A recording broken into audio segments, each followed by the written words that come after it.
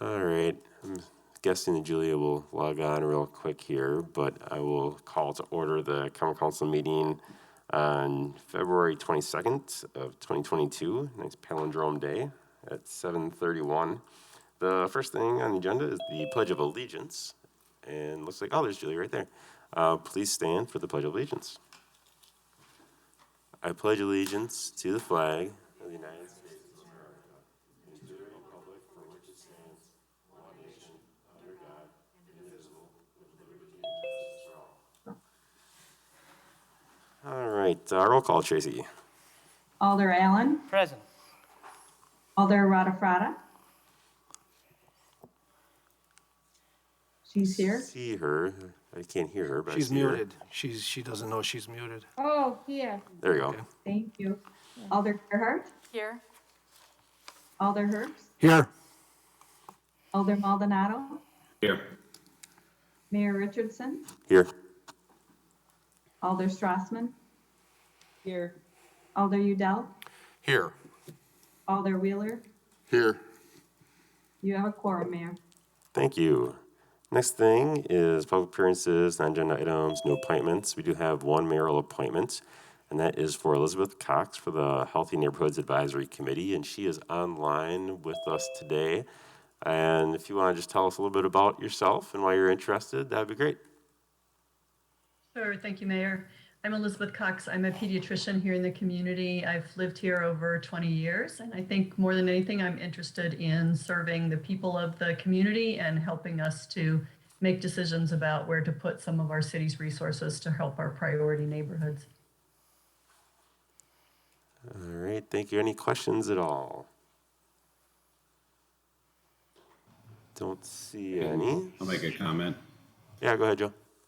Yeah, I'll just say, having known and interacted with Elizabeth since I've been on council, she's got both the technical knowledge and expertise and the background and, as a healthcare provider, but also just the will to give, both her time and her energy and her background knowledge, and she'd make an excellent member of the Healthy Neighborhoods Committee.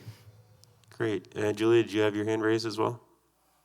So thank you, Mayor. I want to echo what Joe Maldonado said about Elizabeth. So I know that her expertise as a pediatrician is going to be a great asset in our healthy neighborhood committee, because it's time that we start talking about how we become our population healthy, and especially in the areas where we have those social and economic disparities. So I think she's gonna be an asset with her knowledge and experience on dealing with healthy communities. So thank you, Elizabeth, for participating. Thank you, and Alder Maldonado, for the kind words. It's my pleasure to serve. Okay, seeing nothing else, does someone want to make a motion to approve? So moved. Second. Moved by Jay, seconded by Gabriella. All in favor of approving Elizabeth, say aye. Aye. Aye. Aye. And opposed, nay. All right, that is approved. Thank you very much. You don't need to stick Thank you. around. You can go enjoy the rest of your night. You're welcome to stay. All right, going on to the consent agenda. Is there a motion for the consent agenda? So moved. Second. Moved by Jay, seconded by Gabriella. Anything that people want to separate out and do separately? Julia. Yeah, I will separate number 9. All right. Anything else that anyone wants to separate? Seeing nothing else, all in favor of approving everything but number 9, say aye. Aye. Aye. And opposed, nay. All right, those are approved. And what's would you like to change about number 9, Julia?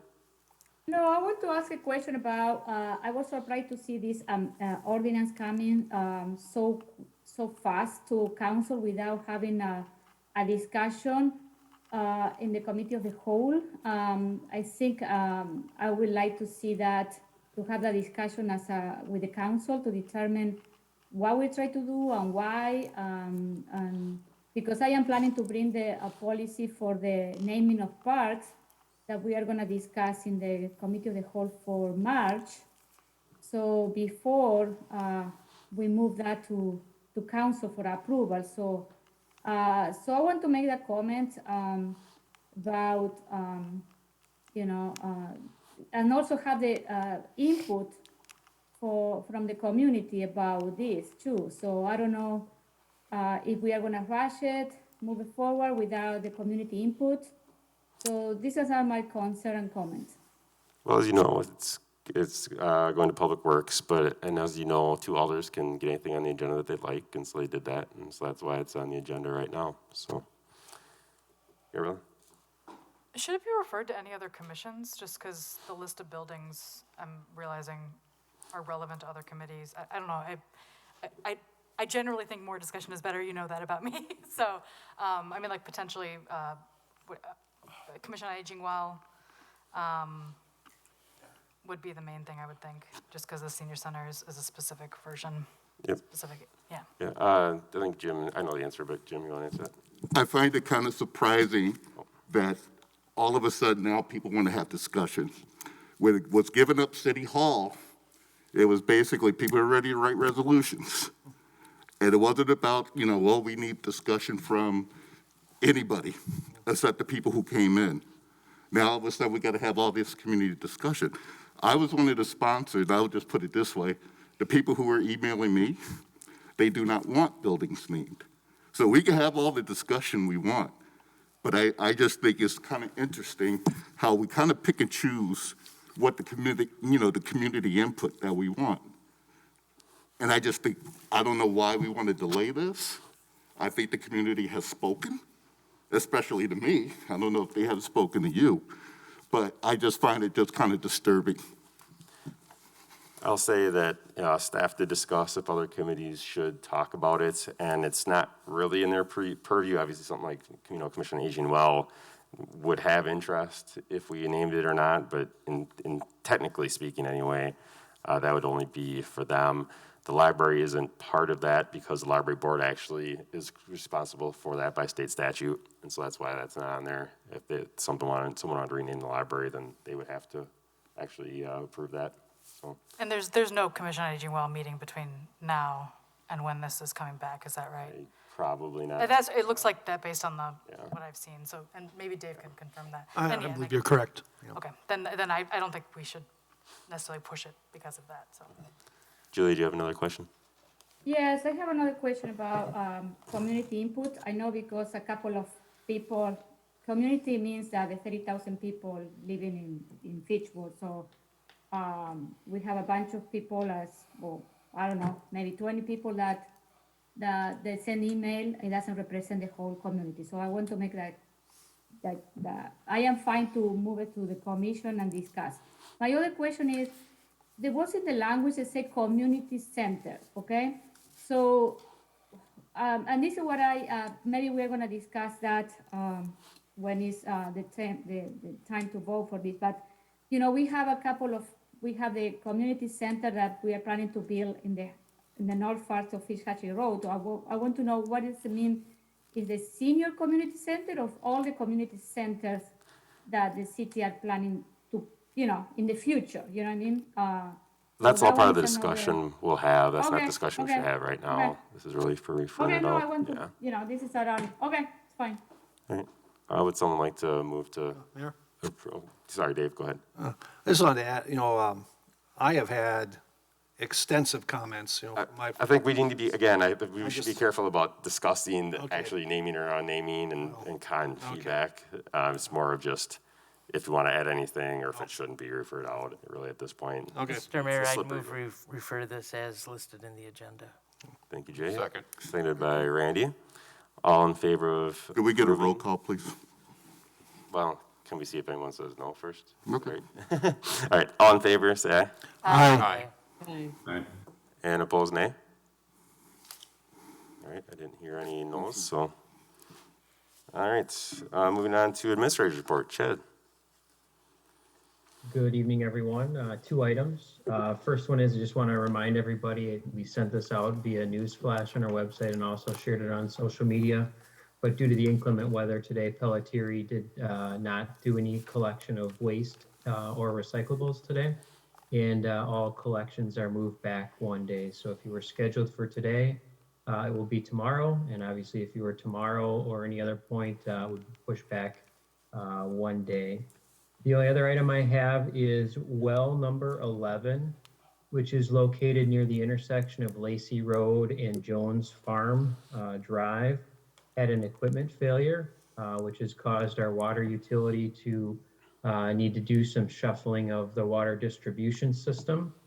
And I'm just pulling up a map right now, but the area of the community that's bounded on the south by Schumann Drive and on the west by Seminole Highway, north to the city limits, and then on the east side, Rothmore Lane, McKee Road, and Osmondson Road.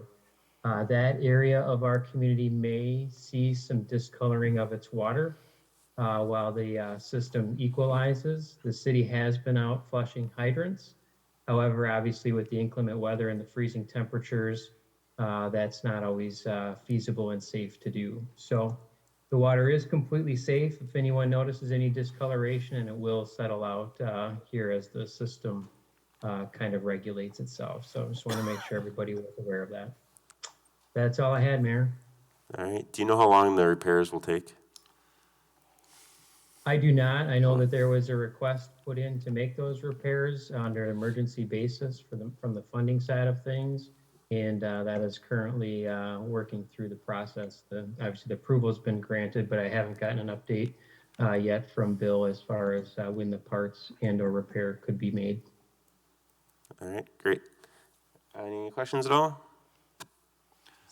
Yeah, Dave. I would just add, typically these are unfortunate. That well isn't that old. We'll ask for analysis why this would have failed at this point. But typically something like this, by the time they get in, look at it, the minimum is 2 weeks. And quite often I've seen these take a month. So unfortunately it's not a large usage time. So hopefully we get through. All right. Then moving along to Plan Commission, Randy. Okay, very good. Motion to approve Resolution R-33-22, approving certified survey map request CS-2432-22 by Ed Parrish to combine 2 lots and dedicate a portion of South Cyene Road on property associated with 2452 South Cyene Road, Section 14. Second. Seconded by Jay, and did Planning Commission approve? Planning Commission approved, yes. Mm-hmm. And you want to explain this one? Well, the applicant intends to consolidate 2 parcels for ease and for future sale of the property as one property. And what else as far as my notes? Title is not held to the center line of South Cyene Road, such as no dedication is necessary, and the pavement that encroaches onto lot 2 of the CSM 493 shall be removed. That's all I have in my notes, unless you want to add to that. No, I think you got it. It sounded like it just make it easier for a sale and for a settling of an estate. Right. Gabriel? I may have missed it. Is this moved as amended by Plan Commission? Or Did we add a? I thought I saw 2 amendments in red. Oh. And maybe they aren't official amendments, maybe they're just recommendations. I don't remember now. I do not remember offhand. You, Aaron? I'll just take a look here real quick at the packet. It's page 104 of the full packet. 104, nah, it should be 121. Mayor, I can read them if you'd like. Yeah, go ahead. Indicates at the 2:15 Plan Commission meeting, it amended the conditions of approval to read, number 3 shall dedicate sufficient right-of-way for final approval by the Director of Public Works. And number 4, note shall be added that reads, any new structure shall comply with the applicant zoning ordinances in place at that time.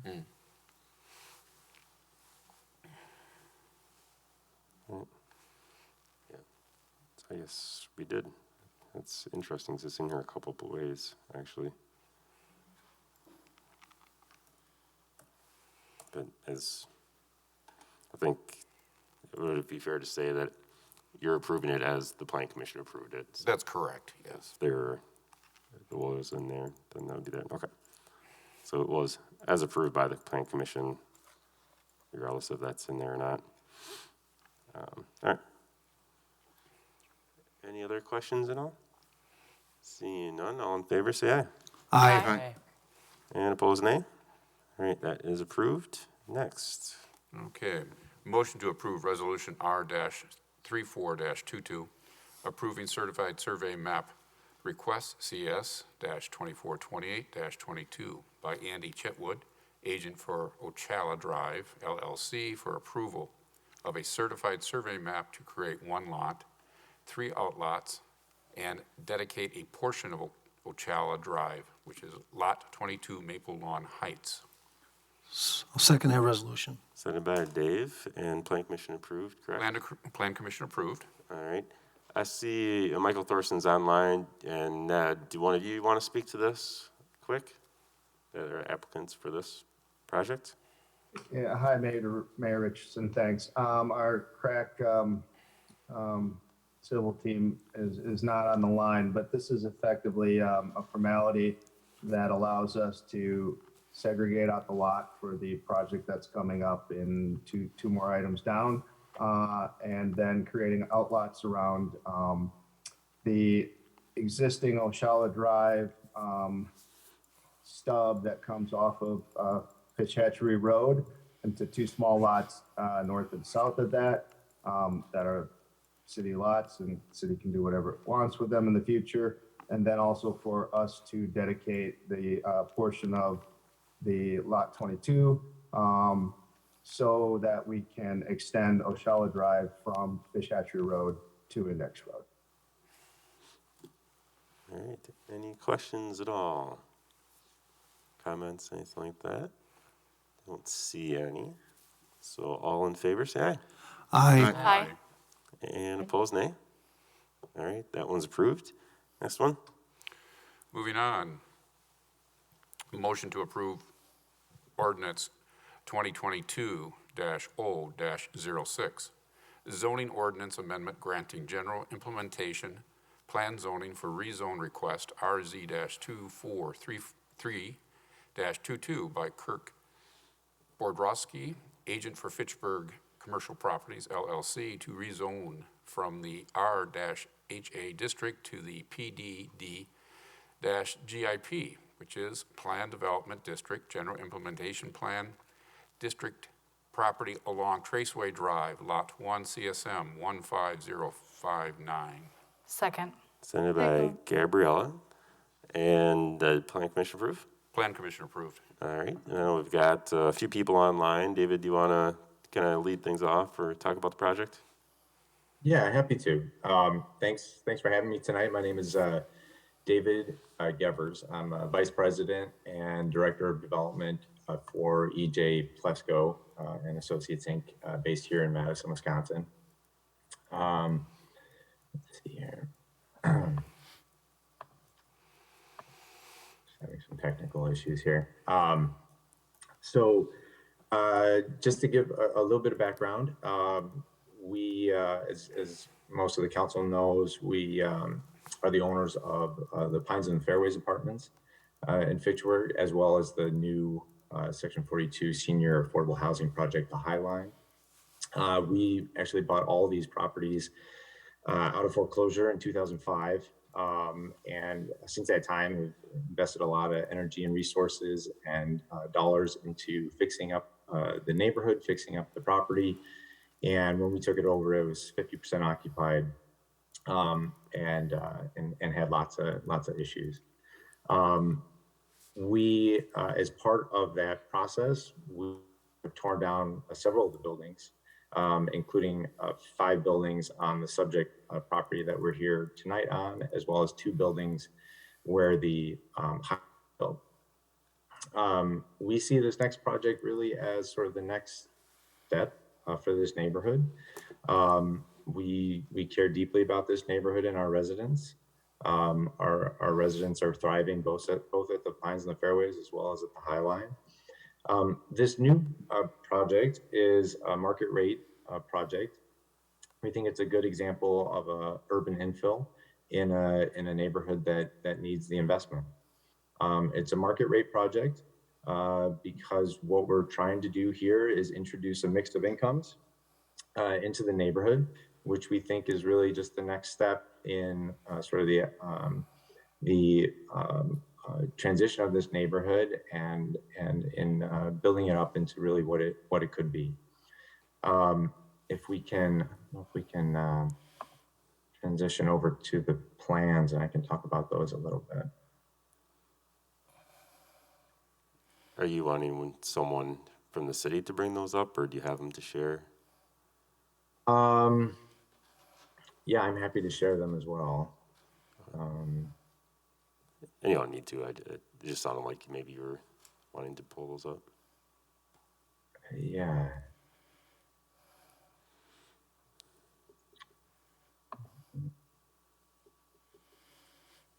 Sorry.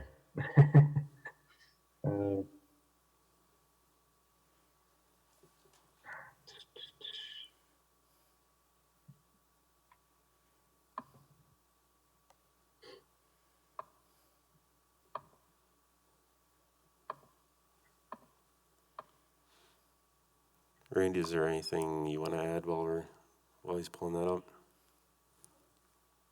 Well, just some of the background information. The building itself will be a 4-story, 178 units, multifamily building. Approximately 30 of those units would be loft-style townhomes, and the townhomes will, apart from the main building, will have direct access to the street. And I was going to speak to that a little bit later on as well, but a number of those townhomes walk directly out into the street, which I found it to be very appealing, I find. How's it going, David? It's going okay. I apologize. I thought this was more like Plan Commission where the plans would be up on the screen and shared, so I apologize. Give me just 1 second. And with the ice, we don't have as much staff. Usually I think we have a little more staff in the chambers here that could help with that, but wasn't prepared. No problem, no problem.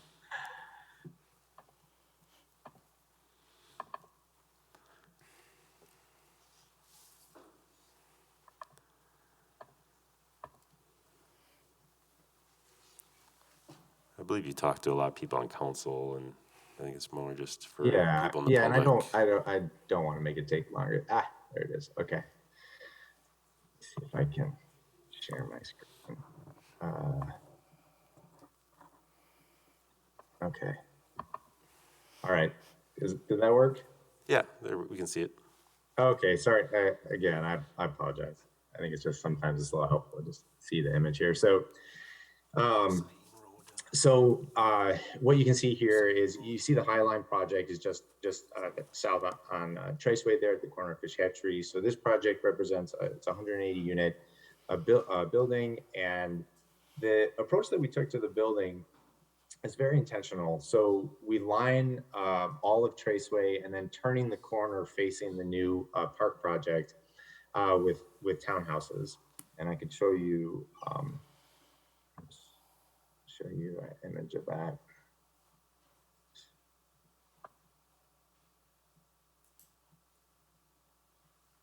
So here you can. This is an image sort of at the corner of Traceway and Fish Hatchery, looking westbound on Traceway. You can get a sense of those townhome buildings. Obviously, this is still in process. We've made some changes in this. This is the GIP application, and so we've made some adjustments in the SIP. The idea was because of the topography of the site, we knew we wanted to have some enclosed parking, but we wrapped that parking here with the townhomes to give that really kind of infill, walkable, kind of urban experience, eyes on the street there on Traceway. This then also turns the corner and then faces the park, which we think is a pretty unique opportunity. Our experience in this market is that townhomes are in demand. We think that the tenancy for the townhomes also offers some great opportunities because the tenants tend to be longer term and a little bit more stable. And then the project itself wraps around a center courtyard, which is raised off of grade. for our residents here in this location. So we're very excited about this project. We think it's going to offer some really great amenities. It's going to offer sort of the next step in the ladder for a lot of our residents, in the neighborhood, and for folks all around Fitchburg for housing needs, and are pleased to present it. Questions or comments? Gabrielle. I think this is a beautiful project. I really think the concept is interesting, and as Alder Udall mentioned, that the houses that go out into the street is a really beautiful detail. The fact that a lot of the parking is hidden inside, but is not an eyesore to the residents, is also kind of a wonderful concept. I also want to note too that for the Metro Transit redesign, the bus network, there are 2 bus stops going each way on Traceway Drive, and that bus service will be more frequent in a couple of years. It's going to be maybe as frequent as every 15 minutes during peak times of day. So having, I don't know, it just occurs to me that a lot of these people, hopefully, my fingers crossed that if they do work in the downtown area, they'll take good advantage of that increased bus service that we're going to be providing, and maybe reduce some of the car traffic on Fish Hatchery Road. But yeah, thanks, David. I'm really excited to see this project move forward. Randy. Yes, this is my third time seeing the presentation, and I voted in favor of the project with Plan Commission. I do like the design. I think it's, I think townhomes are in demand. The brownstone concept, the entry level or the entrance off of the street, I think is very appealing. And I think it just gives the neighborhood, or those that live there and with the remaining portion of the neighborhood, a sense of belonging with this particular design. There's a couple other reasons I like the project. It's in TID 10, but it's the developer's not asking for TID dollars. The apartments will be market rate. And I think the project just adds a lot of diversity of income levels, which will give the neighborhood the lift it needs. So I plan to vote in favor of the project. Jay. I'm going to vote against this project, not because I don't like the project, but because the Fish Hatchery Road corridor, especially this area, is one of the primary entrances to our city. And we have done at least 3 different Fish Hatchery Road corridor plans, because the reality is that Fish Hatchery Road's going to change. And a lot of the things that are there right now are not going to be there forever. And I prefer to see things done with a better conceptual plan for what the future might be. When you put a building like this right where it's going to be located, it's fine, except that if it limits your potential for redevelopment projects on adjacent properties. And there's going to be redevelopment happening in the Fish Hatchery Road corridor. Some of the existing buildings are not going to be there 10 or 15 years from now. And so I would like, as we've tried to do in the past, I would like to see us actually plan for the future. Instead of just, I don't know why there's such an emergency to develop this piece of property right now. As was mentioned earlier, this particular parcel's been vacant for a long, long time. And there's certainly been some efforts to try to do other things in this area, and I would like to see us try to pursue some of that before we just put a building there that isn't going to be movable. So I intend to vote against this tonight. I will just add, in the Planning Commission, it passed 4-3, and the people who voted against it had similar concerns that, the project itself, no problem with the building, love, a lot of pieces about it, looks really great, but the discussion was really focused on this being unique in that the landowner owns a lot of land in this area, and it's not just a one-off, one-lot type of project, and a desire to see more of a long-term plan for what else is going to happen in that area, because it is an area that has a lot of redevelopment, like you said, and you imagine more that's going to happen. And so looking for more of a master plan for that whole area was kind of one of the main things that people are concerned about. And one of the things I mentioned was just a need for more parkland because they're going to contribute less than an acre of additional parkland at this point in time anyway for this. But that plan thing was a big piece that we talked about in Plan Commission is that, yeah, this looks nice, but what else is happening in that area? You know, and it's unique because the landowner owns so much land here. It's not like they just own this lot. And so that was the concerns that other people had, is that wanting to have a feel for if we're understanding for what else is going to happen in this area. And the applicant didn't want to, hasn't had an interest in providing that and didn't want to provide that. So that was the concerns that some plan commissioners had, is just that long-term, big picture idea. If we're doing, you know, smart long-term development and what's best for the city, we don't know. And typically it's hard to know that because people just own a lot. Here, because they own so much land there, we felt that, yes, this is something that we probably should do. It's a unique situation. We don't have many places like this in the city, and maybe not another one. Maybe, so I guess like the Fountains, maybe another one where, you know, someone has a big chunk of land. So that's why there was a lot of back and forth and discussion in Plan Commission. Randy, do you want to add some more to that?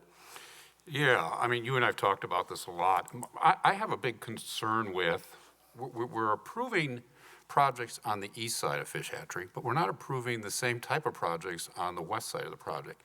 To me, what we're developing here, if the city isn't coming up with a strong plan, to me, it's what we're basically doing with Fish Hatchery Road is it's like the old saying, what side of the tracks do you live on? You've got the wealthy apartments on the east side, and now you still got those with affordable housing on the west side, but yet we're not moving that forward other than you're telling the developer, do something. Well, the developer is doing something. They're bringing forward a significant project. So one day that fish hatchery is going to be, what side of the road do you live on? I have Julia and then Jay after that. Go ahead, Julia. Oh, me? Okay. So yes, following what Randy mentioned, I also want to, for the new alders, I want to tell you that the city did a visioning and implementation for the North Fish Hatchery Road a couple of years ago, maybe 2-3 years ago. And the intention was to develop what is the vision of the corridor for the next 10 years. And if I look at that, you know, it's in the website. I have here a copy. This site is there in orange and said this is a level 1 redevelopment. It's a vacant area for sale site available for immediate redevelopment. So there was an expectation for the city that this site will be redeveloped in the short or the near future.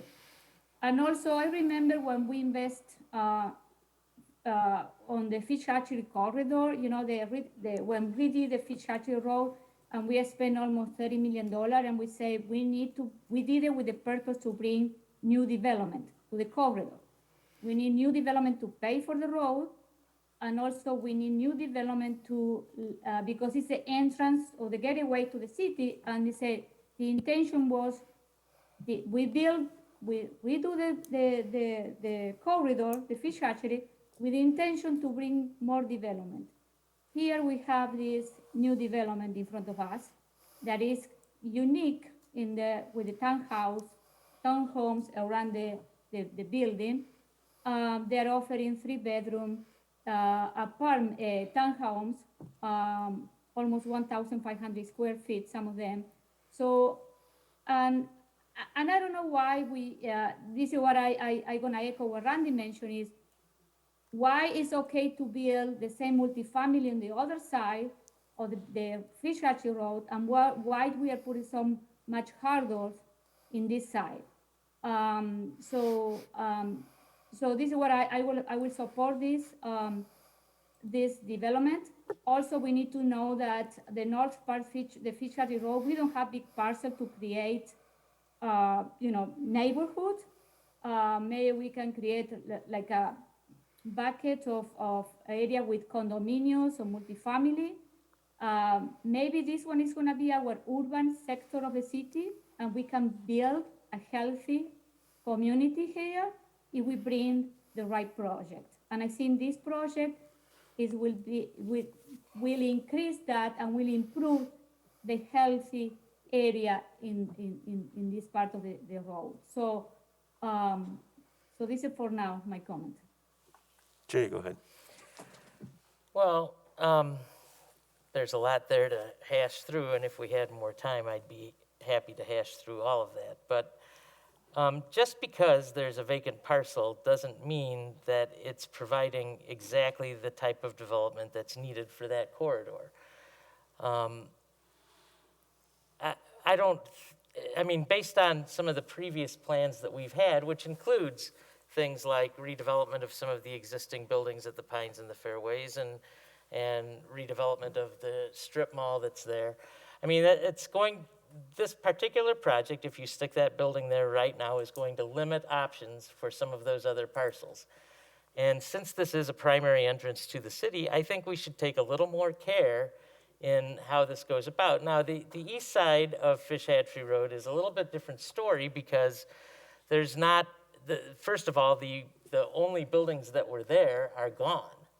So they don't have the restrictions of trying to build around stuff that's already there and then having to deal with what may come in the future because the buildings are gone. We don't have that situation right now. We're wedging something in between other existing buildings. And sometimes that makes sense.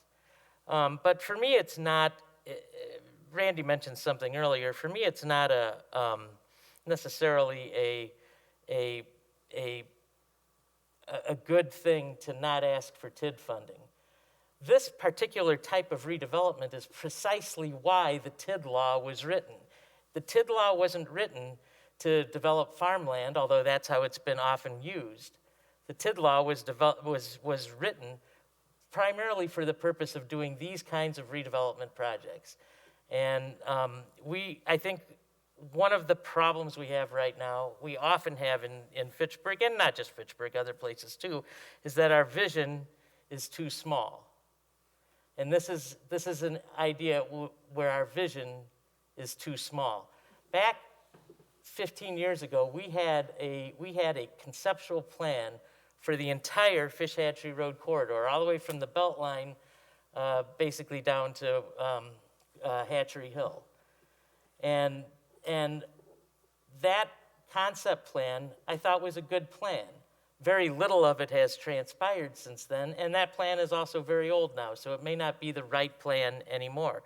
But I really would like to see us think, you know, what's going to happen here? What's going to be 20 years from now? Not what do we have to do right now, but what's going to be here 20 years from now? How do we think this through so that we don't make some of the same mistakes that we made 20 or 30 or 40 years ago?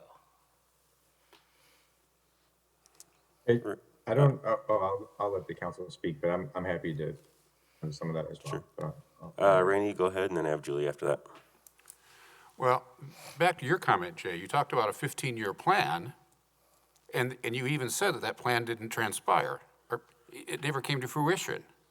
Now you're asking for a 20-year plan, or that's what it sounds like. So what makes you think that 20 years is going to be any different than the 15-year plan?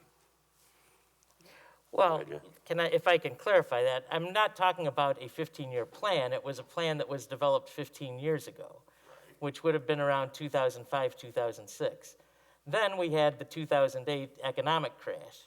And so the Park Bank building that just got built, prior to the 2008 crash, in that original 2005 or 2006 plan, they had a much bigger project in mind. But we had an economic crash, and they put all the plans on hold. They did not change that building until just the last year. So things have changed in the marketplace for a lot of different reasons. But I'm not saying that, I'm not suggesting that we should be coming up with a 20-year plan necessarily. I think we can push it along and do things faster than that. But we have to plan for what it's going to be. And just sticking a building in a vacant lot because there's a vacant lot, to me, doesn't make any logical sense. Julia, go ahead. So I want to reiterate what I mentioned before. The city invested, I don't know how much money, like 3 years ago, when we partnered with Vanderbilt Consultant to redo this plan that was approved by council. We discussed it. So there is a new plan. Maybe I will recommend, Jay, that you take a look at this plan, okay, this vision for the corridor. And one of the goals of the corridor was create a vibrant urban district, a cohesive neighborhood. Okay, so another one was to build a gateway corridor reflective of Fitchburg community vision. It attracts significant investment and increase the tax base. So if I look at this project and I look what are the goals for the corridor, it fits in those goals. It fits. So this is why I am following the vision that the city established 3 years ago, I think so, for this corridor that we did a consulting. We invest a lot of money with this consulting to come out with this plan. So, and this is why we are also approving all the other development coming to the east of the corridor because they are part of this vision. So I am following the goals of the corridor, the vision of this plan, and I don't have any problem with this project. It fits perfectly. We'll go with Jim next. And then Just a quick question. Julie, are you referring to the plan of 2018 that was started in 2018? It's called North Fitchburg Road Visioning and Implementation. Okay, got it. So what I'm having trouble with is if the plan's already there, why would we delay this plan if we have people who put time and effort into coming up with this plan? I'm looking at one North Fitchburg Road reconstruction, and I'm seeing a lot of work that was put in there. But I don't know. I guess I'm trying to figure out in my mind, why delay? I mean, what's going to happen next that this plan now is not good enough? I would say for the visioning thing, that's something that Vanderwall had put together. And if it's the document I'm thinking of, they looked at that whole area, including the mall, but DJ Plusco doesn't own the mall. And so it's a challenge because you would have to get both property owners to kind of agree to that. And I don't think either one had much input anyway into that visioning plan there.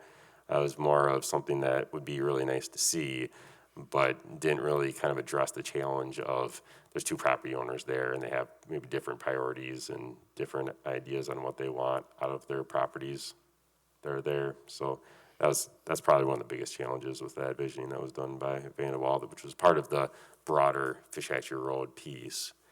But that's kind of why it's hard to hold either person. It's hard to get something like that accomplished because there's two property owners that have different ideas and different things that they want to do. Yeah, can I just follow up? Well, I have Dave too, but go ahead. Okay. Yeah, finish up. So the plan I'm looking at, it seemed like it was 3 public meetings, August 22nd, 2018, November 2018, and spring of 2019. And it seems like a lot was discussed there. It was like urban assets. Did that plan? Is that the one? Maybe that's the whole Fitchburg Road piece that you're talking about necessarily, because there was a separate piece that was done in this property here itself, but that was probably the broader Fitchburg Road visioning of the whole corridor. And there was public input for that, yeah. Dave, did you have your hand up? Okay. Just a couple, I respect Alder Allen and the mayor's view, that we'd like to have a more comprehensive plan. I'm not a planning engineer. I find it exhausting. Been on Board of Public Works almost 30 years. I think if I'd been on planning 1 year, that would have been it. I would have been done. But what I see here, we talk about the gateway into Fitchburg. It's another half mile back from this property, where we enter Fitchburg. And the thing I'd say in December, Committee of the Whole, we had, I don't know if it was from the Dane County Housing, they came in and they talked about how many more units, how much more dwelling we need in the area, that we're severely short. And I would have a hard time saying no to this when you know, when we heard that, you know, and we can get more housing, you know, relatively quickly with a developer, you know, that's not asking to get in the taxpayers' pockets, you know, I don't see a big downside. I respect, you know, your hesitation on the lack of a master plan, but I don't feel that's enough to, you know, prevent this from moving forward. Gabriel? Yeah, I mean, I think we're asking a lot of a developer that we don't ask of other developments. I mean, I've had concerns about developments that we've passed about stormwater concerns and infrastructure needs that are complicated and expensive for the city, and it just seems strange to me to suddenly have this bigger requirement on a developer. I mean, my understanding is that Fitchburg has a pretty poor reputation amongst developers for being difficult, and I think it's issues like this that happen that cause us to seem difficult. I think it's I've walked down this road many, many times. I frequently walk that road, and when I look at that street, it's a perfect part of that. It's a perfect piece for that road. You have the two buildings, it's gonna open into the hub, and then more apartment buildings. There's access to public transportation, it's very walkable. I think it's a perfect thing to do with that property, and I don't think that it precludes doing something strategic with the rest of it. But I think a great way we should definitely continue to work with Mr. Gevers and EJ Plesko on redeveloping the area and creating a plan in sync. I don't think moving forward this project precludes that from happening. I think it's a great project. I'm very, very much in support, and I will definitely vote yes. Jay? Well, it definitely places limitations on what can happen in the future. I would love nothing more than to partner with the developer to work on a bigger plan here. This is not a partnership. This is just saying, we've got an idea for a vacant piece of parcel that we own, and you need to approve it because now developing this one parcel is suddenly an emergency. So as I said before, and you know, I've got this North Fish Hatchery Road plan. This is a broad visioning plan. This doesn't really get into land uses or potential uses at all. And so, yeah, I think Julia's point is correct that technically it fits into what's in this 40-page document, but this 40-page document is nowhere near as comprehensive as what we have done, for instance, the earlier plan that we did for the Fish Hatchery Road corridor, which involved things like not just Park Bank, but the church that's there and the gas stations and the fast food restaurants. We had a plan that went all the way down Fish Hatchery Road, a much more comprehensive visioning plan that was done. And, you know, we had an economic crash, which happens from time to time. Otherwise, more of that plan would have been implemented much faster and probably in a much more grand scale than what's starting to happen now. But you know, I think a partnership means the city comes to the table with some resources and says, here's what we would like to see happen, and we want you to be part of it, and we want to make this happen together. And I realize there's reluctance among government officials in the city to do that. But if we really want to make something happen here, this is what we need to do. Randy, did you want to speak again, or are you done? You good? Okay. No, I'm good. All right. I do not think I see. Oh, Joe, go ahead. Yeah, I know. I think David had indicated he wanted to say something. Is that permissible? I mean, I guess there's no real question. Usually there's questions, but yeah, if there's something, David, that you wanted to add quick, that'd be great. Yeah, just quickly, just to give a little bit of history. I understand Jay's concern, you know, about planning and the value of planning and what have you. I just think, you know, we've actually done quite a bit. And actually, when Jay was mayor, we spent tens of thousands of dollars on planning exercises and master plan visioning exercises, and those all still exist. The city has them. I mean, they're all out there. But just like what Jay said, it's like things change, you know, market change, demand changes. It's hard to envision a set plan that's going to last for 15, 20, 30 years. And I would say that the biggest concern I have really with that here, and I know you talk about us owning the other properties, the challenge is that people are living there. You know, we have residents. You know, roughly 10% of the population of Fitchburg are living on our properties, and I just feel like it creates a level of anxiety and uncertainty for them to hear or see, even if it's no, it's a long-term plan, it's a long-term thing, to think, oh no, my apartment is getting torn down or my building is getting torn down. And I just don't think that is a reasonable burden here. And I also would just say, you know, when you talk about urgency, it's like, you know, we tore these buildings down in 2007. So I think we're being pretty patient in terms of how we're approaching this site. I think we're trying to be very thoughtful in terms of the design and how it lays into this site so that it connects to the urban fabric of this location. And I think it's going to be a lot of value to the city. So that's all I had to say. All right. Jay, go ahead. Yeah, as a former resident of the Fairways, where I lived for about 9 years, this particular project is literally in the backyard of the building that I lived in. And I don't think the building is a bad-looking building. I think it's a nice-looking building, and I think something like it can work very well in a broader package, a broader scope for what we should be doing with this area.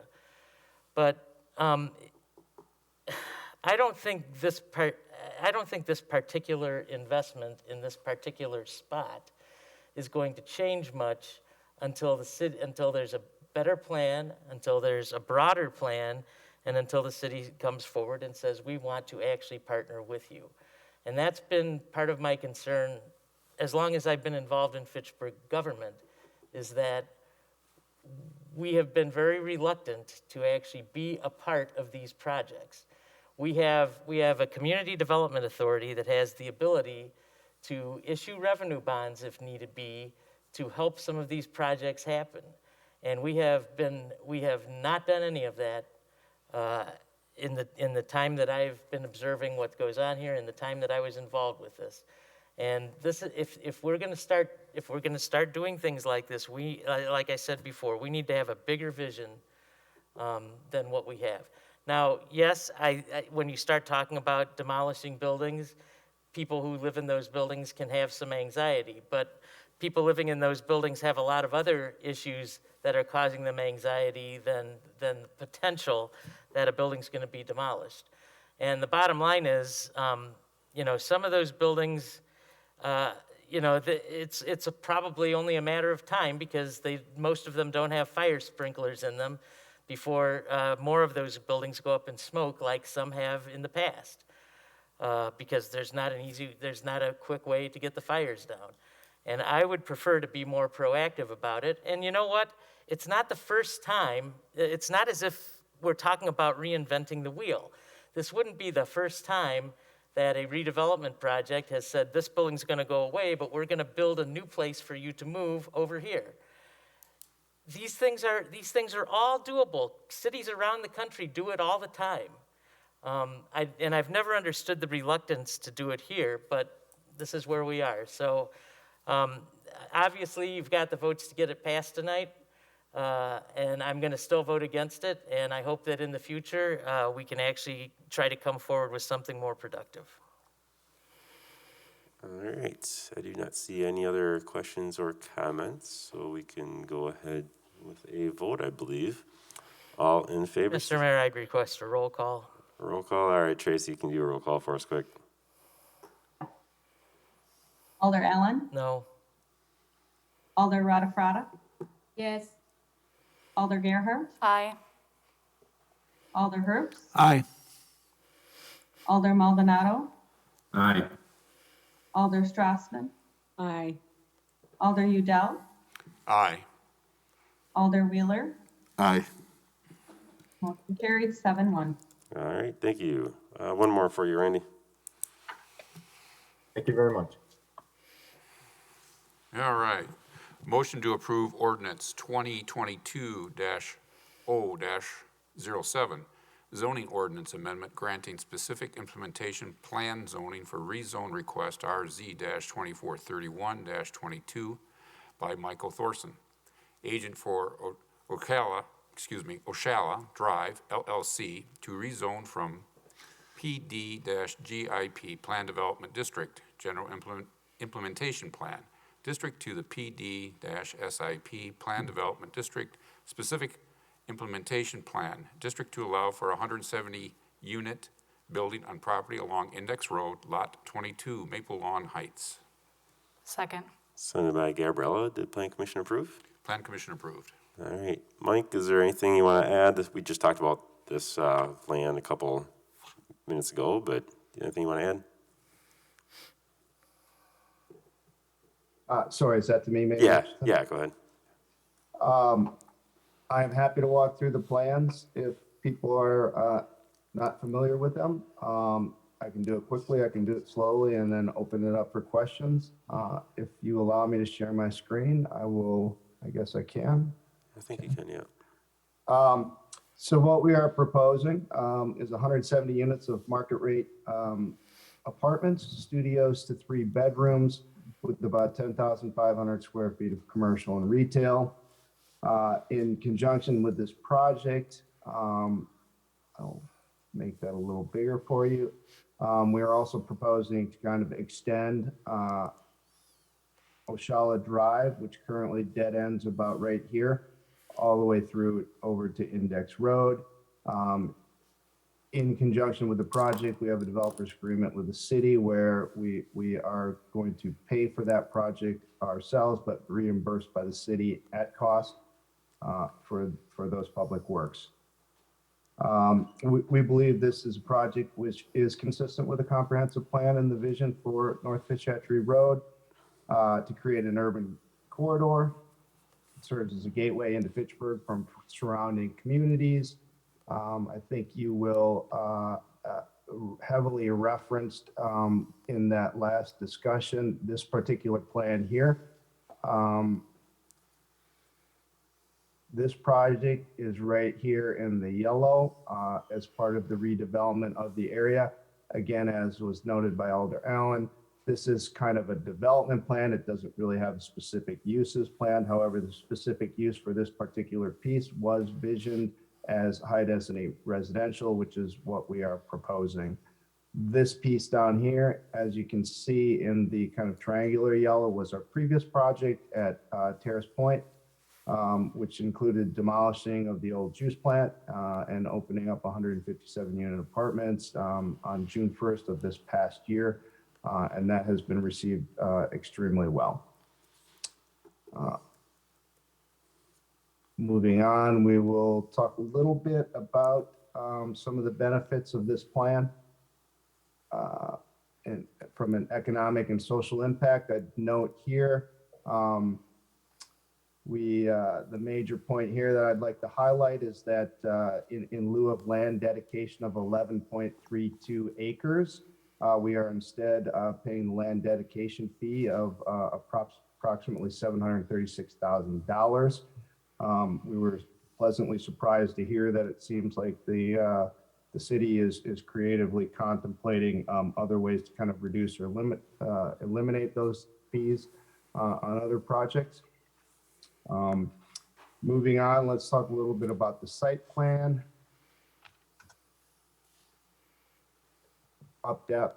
In depth, a little bit closer, what we have here is an L-shaped building,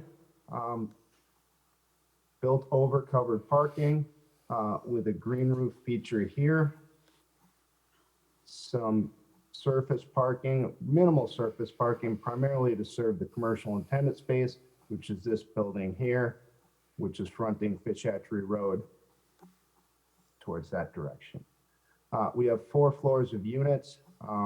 Again, studios to 3 bedrooms. I think in the original proposal sent to the city, the unit mix had changed a little bit and we'd lost some of the bigger units. City indicated that they were not particularly happy about that. They wanted to see more diversity in the unit mix. We as developers actually also agreed with that, so we were able to find a way to add back those 3 bedrooms and another half a dozen large 2+ bedroom units. So we think the unit mix for this is going to be fairly consistent with previous buildings, although what we noticed with our experience from other buildings, particularly post-pandemic, the larger 1+ units and the smaller 2-1 units were extremely popular. Obviously, work from home created a need for slightly more space to do so. So we did shift the unit mix in this from our Terrace Point units to incorporate about 20% more of the small, excuse me, the smaller 2-1s and the larger 1+ units. Let's talk a little bit about our architecture. Take a look at some pretty pictures. Here are some of the materials that we're contemplating. A manufactured stone veneer, manufactured brick veneer, a composite finished panel for both accents and for the to differentiate the commercial space from the residential space.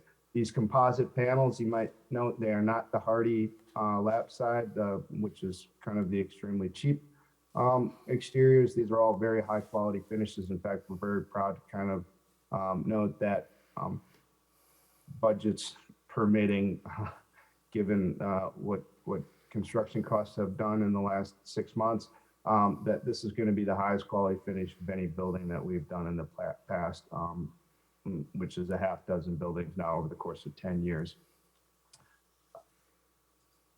Moving on to some of the renderings here, you can see, let's make that a little bigger for you. Here you can see from the south looking north at the interior courtyard, which would be this area here. The lobby entrance would be here. This is the commercial space here. We have the capacity to subdivide that commercial space into 4 separate units, potentially 5 or 2 or 3 only, depending on the types of tenants that we acquire. You might also notice there'll be a feature here that is unique to this building. Of all the buildings we've done, we've got a rooftop terrace for the tenants on top of the commercial building, and there is another club room. So there are 2 club rooms. There'll be one down here, fitness center here, and a secondary club room on the 3rd floor with a rooftop terrace above the commercial as amenities. We do believe that those amenities in our previous buildings have been heavily used, heavily reserved, and are very popular for attracting high quality clientele clientele that appreciate and value the quality of the buildings. Couple more renderings and I'll let Eva open it up for questions. Here we are again looking from the southeast towards the northwest.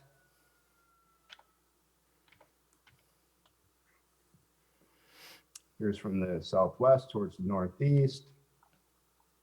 And here we are from the southwest again, where you can see the kind of view. We've created this commercial space with kind of an open roof terrace for outdoor dining or activities of some sort.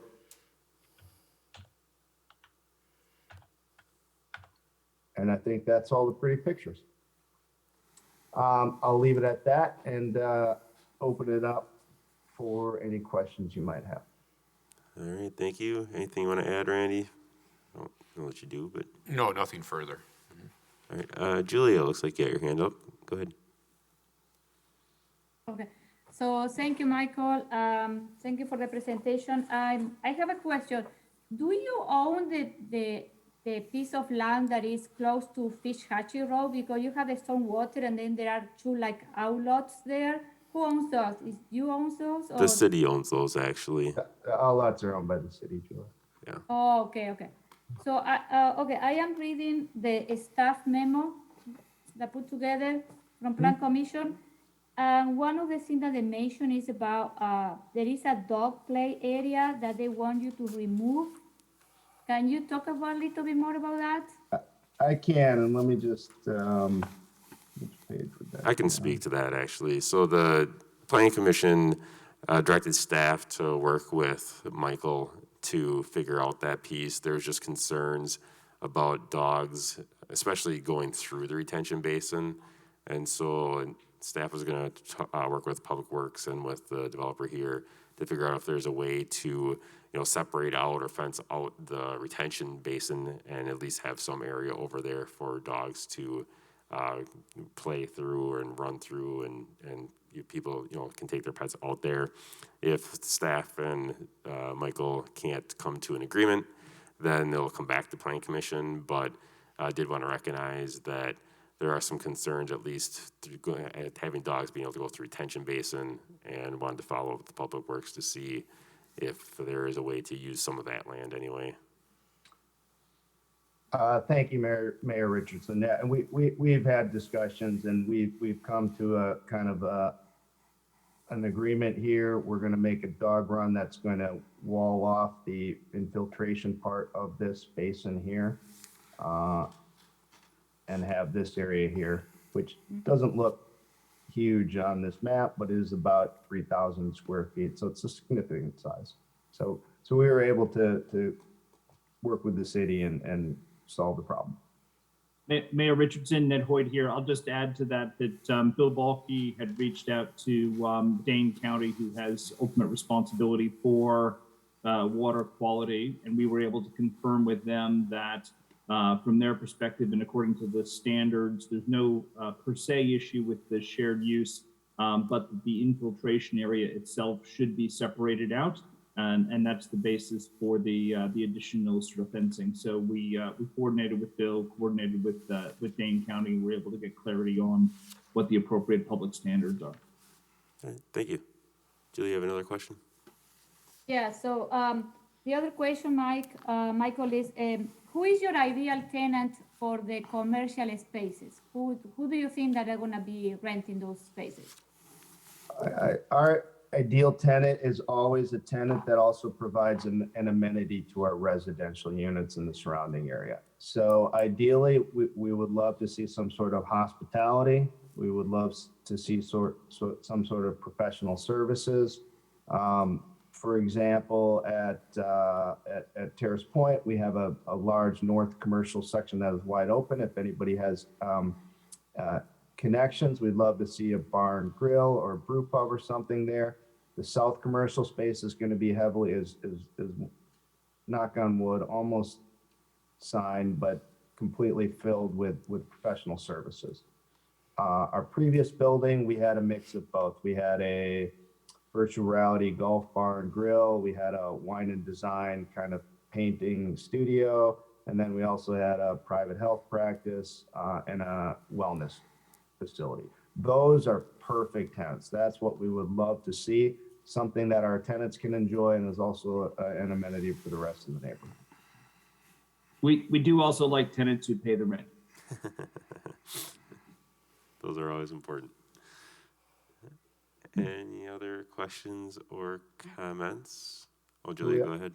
You got more? Yeah, I would like to make a comment. I really like the project. I know that you guys did a good job with the other, the quality of the construction. So, and I assuming that you're bringing the same quality to this part, to this development. So, so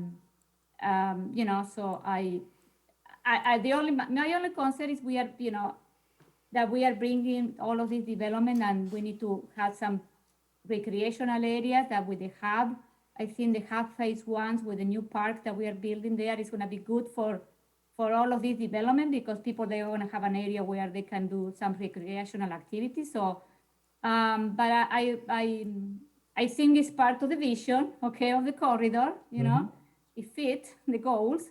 So, I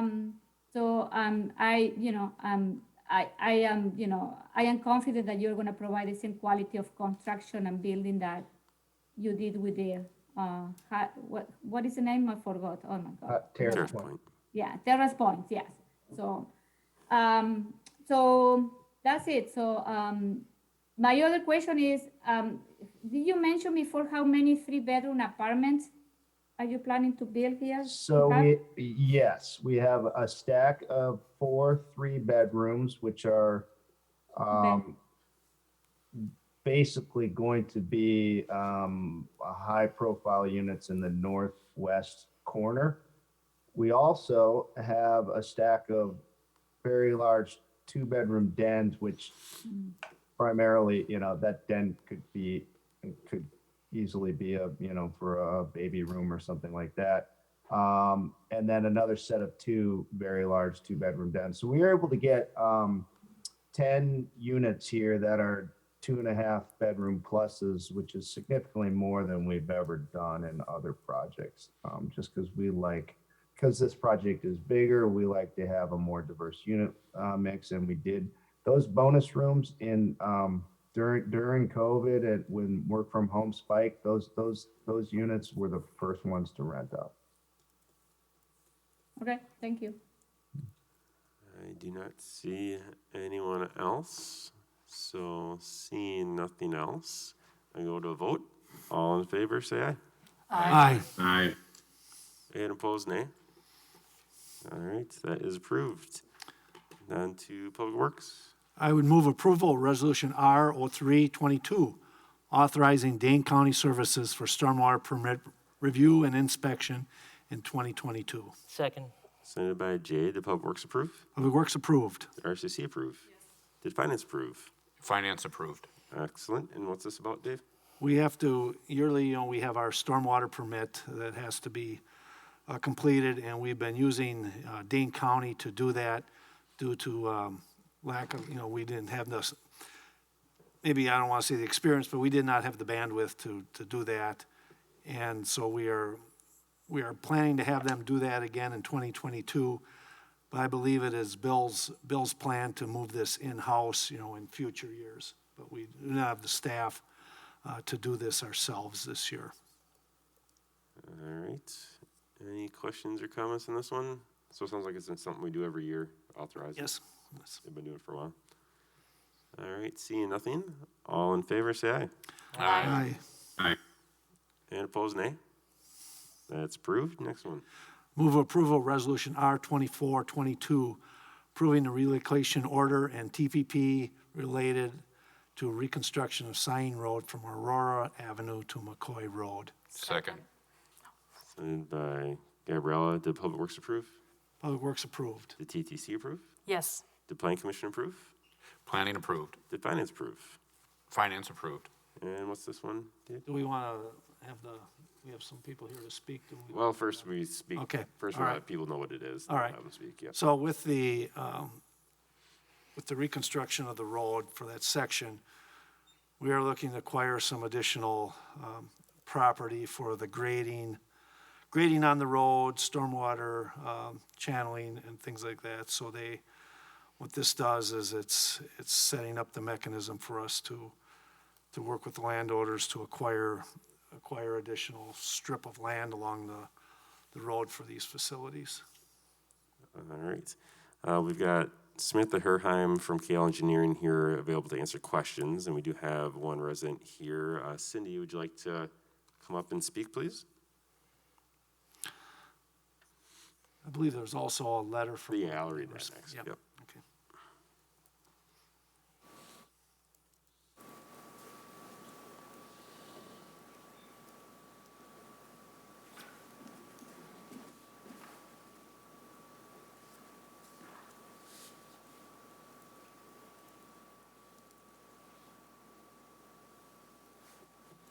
Thank you for the opportunity to speak to you tonight with regard to the resolution R2422, approving the relocation order and TPP related to reconstruction of Sidewalks Road from Aurora Avenue to McCoy Road. When you're a longtime city resident and you're alerted by someone other than the city to your name being included in a resolution, including the terminology relocation order and prosecute condemnation proceedings for the city's acquisition, it's time to start some serious conversations. Hello, my name is Cindy Shilgen. Me and my husband Mike have owned our property at 2822 South Sidewalks Road, Fitchburg, for over 30 years. We're one of the original Holmes Ranch houses right next to the new 3-story Riva apartments. Our neighbors to the north, Butch, Winifred, and Joanne Jensen, have been property owners of Siding Road for even longer.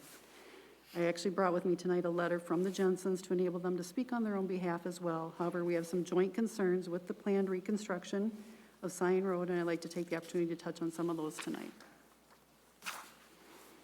I recently participated in the ad hoc committee meetings with regard to this project. While we feel our voices have been listened to, this resolution tonight tells me that they have not been heard. Two of our biggest concerns are with stormwater and with sidewalks planned for our properties. Stormwater. Anyone familiar with our stretch of Siding Road is surely familiar with what has been dubbed Lake Siding across Siding Road to the west of our properties. Due to recent development in this area, seasonal floodwaters and runoff from those new developments have now been landlocked across the road and have been directed down the hill from Sherrill Parkway to dump into our properties. It's affecting the water table, causing persistent issues with water in our basements and flooded front yards. And at this point, we have not been assured that the planning is sufficiently addressing the problem. As this is our one chance to get this corrected and done right, we request pressure from the city of Fitchburg to remedy the issues by means of the reconstruction, to redirect the water away from this area and away from our properties, not just merely redesign how it's contained. As for sidewalks, we've been advised that the current plan includes sidewalks on both of our properties. Even if at the expense of the city, sidewalks are not desired for many reasons. One, sidewalks do not maintain themselves, and our older ranch houses sit on far wider lots than the newer developments around us. Two, speaking on behalf of the Shilgens, there's already too much congestion while trying to enter and exit our driveway in a 35-mile-per-hour zone. The driveway for Riva Apartments is several feet to the south of our driveway, and the driveway for Swan Creek Apartments is directly across from our driveway. On top of this, all three driveways are a stone's throw from the intersection of Siding Road and Sherrill Parkway. While the apartment buildings have varying options for entering and exiting their properties, we have one. These days, it's actually suicidal to attempt to back onto Siding Road, so we wind up maneuvering our vehicles in our driveway and often our front yard in the grass to pull out forward onto Siding Road. Throwing a sidewalk into the mix restricts our room to maneuver and creates a significant safety hazard for us and pedestrians if we attempt to back out onto busy Siding. And I want to add to that one thing that I didn't have written down here. Rodeo Drive, I think it's called, Rodeo Way, the alley that's right next to Riva Apartments between us, there's a fence between that alley and our property. And people come screaming out of that driveway. They don't stop. There's a stop sign there. They're supposed to stop. They don't stop. They won't even yield to us when we're coming out of our driveway. We're always yielding to everybody else.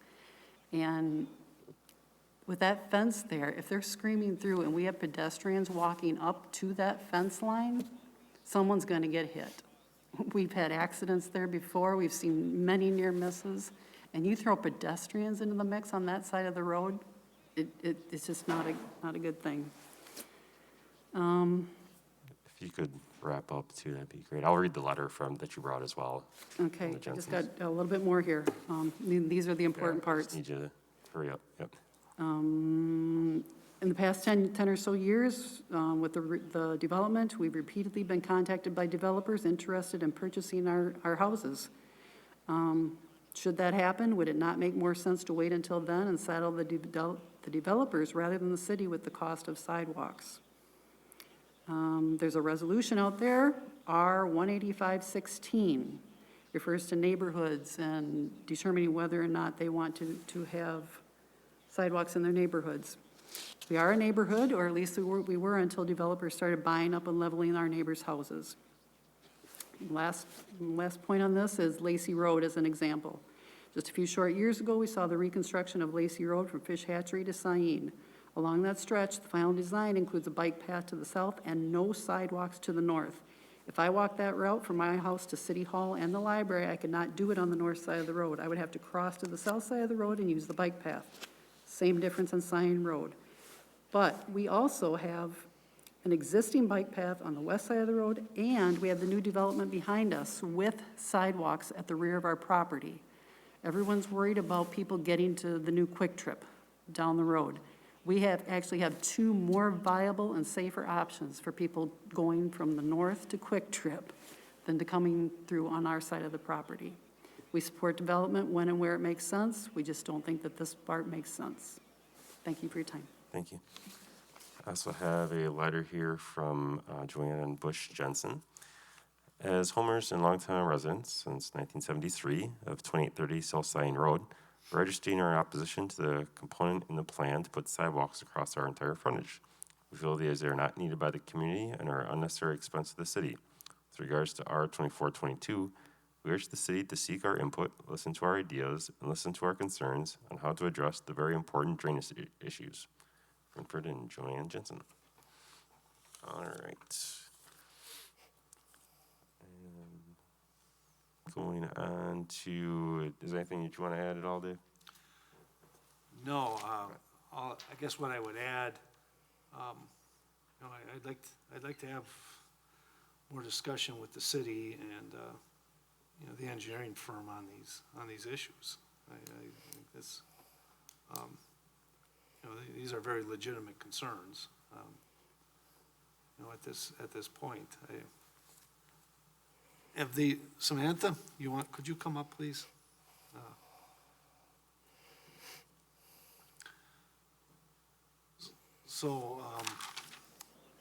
Cindy has indicated, at the listening sessions, these were brought up. Where was the decision made, that, all right, we're just gonna go with our standard plan and has the, I'm really concerned about the stormwater, it's probably my fault that it's getting over there, we didn't do a good enough job years ago, but I don't think they should be, new road construction. I agree with Cindy, this would be the time to take care of it. Can you address these for me? Absolutely. Give me some background. Yep, absolutely. Samantha Herheim, KL Engineering. We're the design engineer for the Sign Roadway project. I guess I'll start with the sidewalk. I was not personally part of the focus group discussions, but do know that there were a lot of different topics throughout the roadway corridor that were discussed.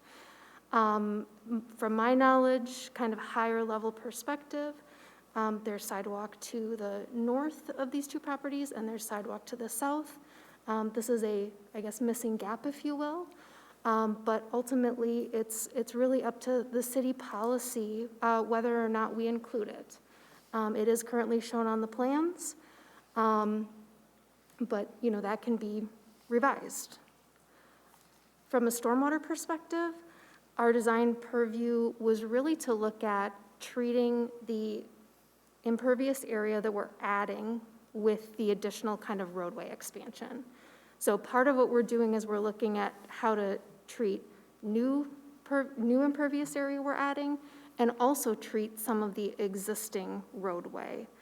We were not, necessarily hired to look at kind of other larger regional drainage issues, but we are more than happy to do that.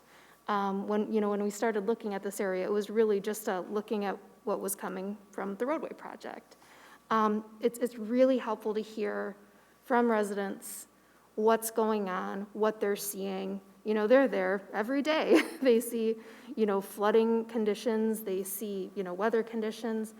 And so, I think some of the things we're looking at may help some of those issues as far as adding curb and gutter, as far as adding storm sewer. That'll help channelize water, keep it on the roadway or drain it towards the roadway, and then move it to other detention basins. But from the perspective of that large pond across the road, we were not planning on adding any water to it. It's certainly something we can do, we can look at as far as taking additional water away from it. We got the existing modeling that was available and we crunched the numbers, but it's always really helpful to hear what's really happening out there. So I guess I would leave it, I guess I would leave it up to the city to let us know, you know, I guess kind of where to go from here. You know, like I said, we're looking at the roadway from a stormwater perspective, but we're happy to take a broader look, if I'm making sense on that. Bill, I think you're online there. Is there anything that you would like to add at all? I wanted to make sure you have that opportunity. Yeah, thank you. That is one of the areas that we specifically pointed out to the designer, that it was a low area over there. We needed to take care of that drainage that backed up into the yard. And I know that about a month ago, we met with the stormwater design engineer, and we did look at how we can reroute that water away from that area.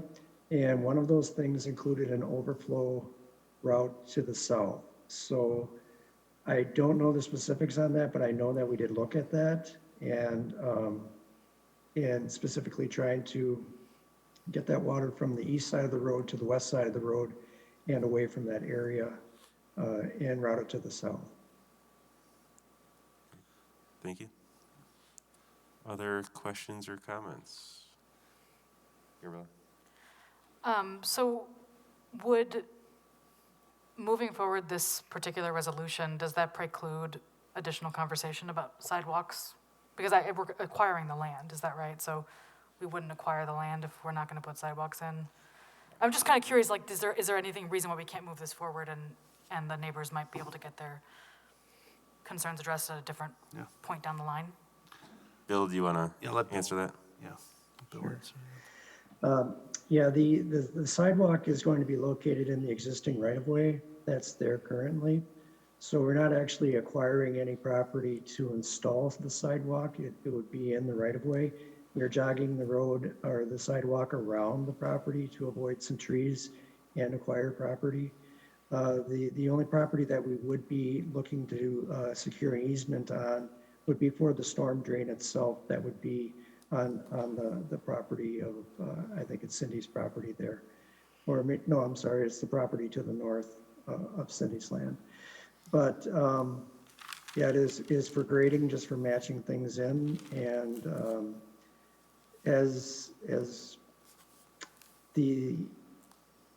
I was just trying to remember the ordinance that was passed, or resolution that was passed a few years ago regarding sidewalk in neighborhoods, that this is an area that is exempted from that area, actually.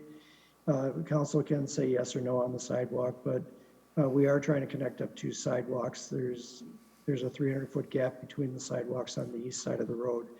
And we wanted to get that sidewalk in there at this time, instead of crossing people over twice, busy roads twice, to get, from the north to the south to the north.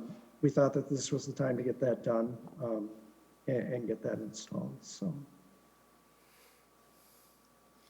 Other questions or comments? I would just, Steve, can you make sure you speak close to the mic? I'm Because people sorry. online can't hear you. I'm a little uncomfortable. I understand why the city wants to do that. But at the same time, the property owners are I don't want to say disadvantaged, but I'm concerned about the safety, that they can't get all their driveways and like Cindy was saying, it might be forego it here, and then, if people do sell out in the future, it could go in. I've been, one of the reasons I moved to Fitchburg was because we didn't have to have sidewalks. I still live in a house that doesn't have one, so I certainly sympathize with her. I wouldn't mind having this discussion about the sidewalk yet with Board of Public Works. I don't know what Alder Wheeler feels about that we discuss a little more at Public Works. You didn't discuss it at all at Public Works? We did not. Okay. I've got Jim, do you want to speak? And then Julia after that. I kind of agree with Dave. This is new. We didn't talk about this part at Public Works, and we did not have this information. So I kind of agree with Dave that I think we should have a little bit more discussion on it. Julia, go ahead. Yes, can you put a map on the screen? I want to be sure where are the area we are talking. I have a Google map on my screen, but I want to be sure that I want to know, where they want to install the sidewalk and where is the driveway and. Chad, is that something am- that you can pull up? Oh, Bill's got it. Good. Thank you, Bill. Where is that? It's kind of across from Swan Creek, just north Yeah. of the apartments. I think it's the Riva Apartments. There's a park that's right along there as well. Yeah. So the at the That bottom one of the is in Lacy screen. Road? So the bottom of the screen is East Sherrill intersection along with Oh, Sain. we're talking there. Okay, I am in the wrong house. Where's Sain on here? It's the road that's going north on the bottom of the, or Sain. So Sain Sain's in the is- middle, Oh, and East okay, Sherrill okay. is east and west. Okay. So in the bottom right of what's on the screen is where Quick Trip is going, and then you'll have those two apartment buildings just to the north of that, and then these two properties are just north of that, and then there's a small park right there with the sidewalk already in, and that goes north from there. Okay. There's that small woods right across the street.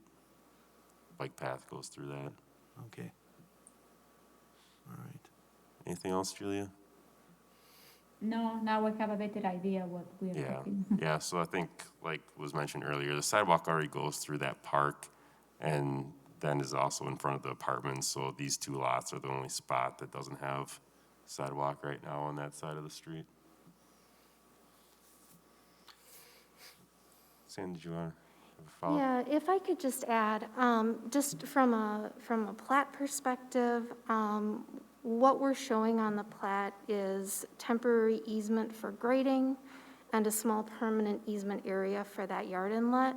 So those are really associated with grading the property. And if you think about how right now there's ditches, and we're talking about putting in curb and gutter, that grading area would be to, basically grade those ditches to have things drain towards the roadway. I think just from the perspective of, what the intent is, and I just wanted to make sure that was clear.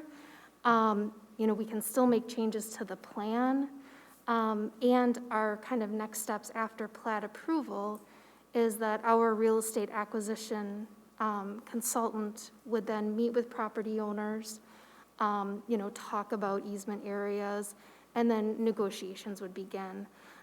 It wouldn't be a done deal that these are the easements that would move forward. There would be discussions, negotiations. Of course, all of the property, the property owners would be, given all of the information about their rights. So I guess I just wanted to add a little bit more information about kind of what the next steps are. And this isn't the final, say in what exactly happens there. All right, so Bill, if I'm correct, it sounds like there's some flooding issues in their yards, and that it sounds like will be taken care of, I believe. And then also, by the way that you're designing this section, we are not going to be encroaching, except for some grading, that's gonna help with the flooding. We're not gonna be encroaching on the properties, and we will be not taking down, I know there's some beautiful trees right there, some big trees, so we're not removing those or anything like that with this design. Is that accurate?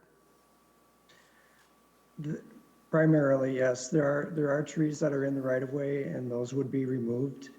But the trees on private property would not be impacted inside that grading area. I can show you a quick sketch of what the sidewalk in that area would look like or what was being proposed there. But I guess what I would encourage, the board or the council to consider is to pass this plat at this time so that we can begin negotiations with the rest of the properties. If this is the only area of impact, we're going to need that temporary grading easement, whether or not we put sidewalk in because of the curb and gutter that we're installing. So we're asking for the temporary grading easement on the properties in front of there. So we still have opportunity to, if you want to say no to the sidewalk, you can still say no to it. But we are going to need that easement just for the grading purposes, you know, with the curb and gutter going in there and the ditch going away. Thank you, Bill. Thank you. Any other questions or comments at this point? I don't see any, so we can go ahead and vote. All in favor, say aye. Aye. Aye. Aye. Opposed, nay. All right, that passes. Thank you, Cindy. We'll be in touch. All right, is there anything else for Public Works that you want to mention, dude? Nope, Okay. there's not. Park Commission. No report. We are meeting in 2 weeks. All right, Library Board. We have no report, except that the library was closed today because of the ice. All right, Commission on Aging Well. We met last week, and a large part of our discussion was ARPA, and I guess I would just add that the Commission on Aging, well, they felt there should be a more emphasis on transportation, on what the money was going to be used for, would be a comment I would bring back to council. And also, I think that's all I have to say tonight. All right, RCC. We had a long discussion about the things that are relevant for council. We're kind of putting together the calendar for the year. I mentioned last time that April 9th is now designated as the recycling day. So electronics and confidential paper shredding, et cetera, April 9th. And then April 23rd is going to be the date for the waterway cleanup, the annual waterway cleanup. And we do certainly need volunteers. So I'll try to get something in your inboxes, but definitely start thinking about that late April. Spring is coming, we're gonna clean up the waterways. And then in May 19th, which is a Thursday night, we're looking at doing the annual RCC event about invasive species. There's a group that's trying to do work to declare invasive species in the area. So we're looking at talking more about that this year, and that's all for RCC. All right, what about TTC? Yeah, TTC, we had a long meeting back on February 10th. We talked about updating the 2010 transit study. So we're going to be working on that over the next few months. We talked in depth about, I think I mentioned it last time, the planning and environmental linkages, the Wisconsin Department of Transportation effort. There was a survey that went out to talk about prioritization of different regional connections. And the bottom line is that Fitchburg, a lot of the issues that affect Fitchburg residents were already prioritized as part of the discussions, which, you know, in the end, we came out pretty well. We did talk a little bit about bumping things up slightly in the final survey as suggestions, but looking pretty good. Happy to walk anyone through that if you want to know a little bit more. That's like railroad crossings, bike and pedestrian crossings, transit connections, improvements to on and off ramps for the Beltline, things like that. And then we had also had a discussion about the metro, the bus Metro Transit redesign, the network redesign. They have released the draft maps. The Fitchburg Star did a pretty good write-up about it. And I just, now that the draft maps are released, you know, it's very clear like what the changes are gonna be. And I may have not made this clear all along, but there are significant changes. I mean, we're getting rid of, or the system plans to get rid of transfer points, which brings people more directly and quickly to where they need to go. But it also consolidates the lines in more efficiently so that they can come more rapidly. So instead of getting a bus every hour, it might be on the half hour. Fish Hatchery Road might be every 15 minutes during peak times. So that's a ridership model where you bring buses through more often rather than to more places. And that does significantly affect some parts of the city. So District 1, for example, it's not gonna wind around District 1 as much. It's gonna go right down Anton Drive, which can have significant impacts on people that right now might have to walk another 15, 20 minutes to get to a bus stop. The offset is that maybe they get to where they're gonna go faster and have buses more often. But I mean, there are people that are gonna be affected negatively by this. That's what's gonna happen with the network redesign. And so anyway, all that is to say that because the map is out there now, I think it's really important that we start talking about it to our residents as much as possible so people can get a sense of how they're affected by this. We're working with Metro Transit to do some public information meetings. But I'm just really concerned that people aren't gonna get the message and have time to weigh in. These changes won't go into effect until middle 2023 at the earliest, but if you're living in a building and you need to move because the bus service isn't going to work for you, you need at least a year notice before that happens. And it's really hard to have those discussions before you have a draft map. And this is not to say that this is complete. Obviously, we have a say in what these maps are, but there are pros and cons. I'd be happy to walk anyone through it, but it's complicated. So we had a good discussion about that. I will let you know when we have a public meeting. And we're trying to get maps where it overlays the former route with the new routes so that there's a lot of clarity about the differences in Fitchburg. So again, happy to walk anyone through that from my perspective, what I understand. And it looks like Jim has a question as well, if that's okay. Yeah. Yeah, you mentioned places that won't be served. Was any type of equity analysis done on this? Because walking 10, 15 minutes in cold, it's not fun. And I don't know if there's any alternatives or anything else that was coming into this plan, but it seemed it could be like an equity issue with this. Yeah, and I mean, it would be interesting too to see how it affects paratransit too, because I know that can have effect. And that has not a question that I have answered specifically. I can ask Metro to comment more on that. I mean, this metric redesign is going on for a year and a half. I assume that they take that into account, but that's not to say that in individual areas you're not creating inequities, and that's what's so hard about. It's really hard to have a conversation until you have a draft map, and then suddenly. But we do have say in it, so I think that's a good point. We should definitely that I will make a note so we can bring that up during the public meetings. Yeah, I saw one person, there was some pushback on this plan from one person who was talking about, people having to walk further and the lack of service. Great, and if you want to put them in touch with me or find a way to make sure that they get the news so they can be at that meeting, I want as many people in the meeting as possible. Sorry to spend too much time, but I do think this is very important. So let me know if you want more information, but that's all for TTC. Julia, do you have a question?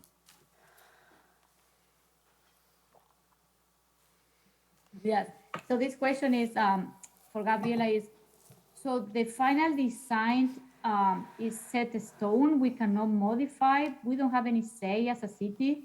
No, we have say. We're going to have a resolution to pass the map, and we can make requests. And that's why this is just the first time that they have been talking about drawing lines for a long time and generally and the ridership versus coverage. But this is the first time we've actually had lines on a map that we can share with people, and we can really understand the impact to certain neighborhoods. So this is our first chance to really understand the impact, get feedback, so that if we do want to make changes, we can start having those discussions. All right, thank you. Sita. Not sure who's going to speak to Sita. Hey, Richardson. Yeah, Chad, go ahead. I just wanted to add on the Metro route conversation that Andrew McFadden is planning on presenting at the April Committee of the Whole an update on the route changes and other transportation-related items, just as an FYI. Fantastic, thank you. And it sounds like Sita, you meet this week? Thursday, yes. All right. Yeah. Ag and Rural Affairs. We have not met, but March 15th, we have tentatively scheduled a listening session, and which will be, if we go forward with it, it will be held at Four Winds. The decision hasn't been made yet due to COVID. We're going to reassess next week if that listening session is going forward. You said March 10th? 15th. 15th. All right. EMS. Nothing to report. All right. Bicycle Committee. No updates since last meeting. All right. Tree Advisory. Yes, we had a meeting on February 10th. There's going to be some Arbor Day events this year. Arbor Day is Friday, April 29th, but the weekend we'll have some events, April 30th.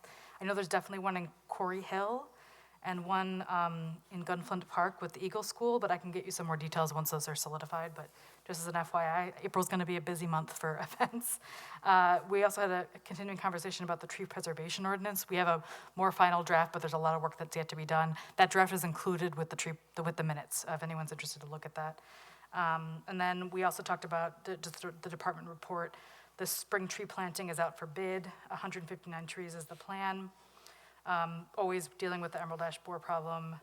And then we acknowledged Anna for Tree City USA, which we've had every year since 1998. But I did want to let the council know that there is a Tree City of the World designation that we could pursue if we want it. Thank you. All right, landmarks preservation? I got nothing.